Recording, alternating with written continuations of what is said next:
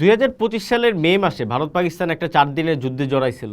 আপনাদের মনে আছে যে ট্রাম্প তখন দাবি করলেন যে আমি এই সংঘাত থামাইছি। পাকিস্তান বলল যে হ্যাঁ, ট্রাম্পই থামাইছে, কিন্তু ভারত সেটা অস্বীকার করলো। এইটা একটা বিশেষ মুহূর্ত আমরা ধরে নিতে পারি, যখন দক্ষিণ এশিয়ার রাজনীতির পুরানা হিসাব নিকাশ যে বদলাইতেছে সেইটা একটা নজির হিসাবে আমাদের সামনে হাজির হইল।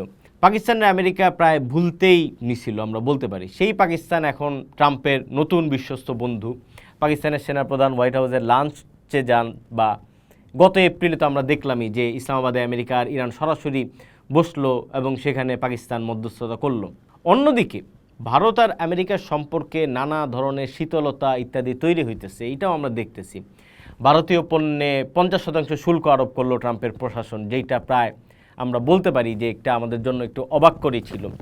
গত সপ্তাহে ট্রাম্প বেইজিং সফরে গেলেন এবং সেটা ভারতকে আনুষ্ঠানিকভাবে না জানায়। গত বছরের আগস্টে মোদি 7 বছর পরে চীনে গেলেন এবং সেইটাও এক ধরনের ইঙ্গিত যে আসলে আমেরিকা ভারতের মধ্যে একটা শীতলতা তৈরি হইতেছে। ফলে দক্ষিণ এশিয়ার রাজনীতিতে এই যে বদলটা ঘটতেছে, প্রশ্ন হলো এতে আসলে কারা লাভবান হইতেছে।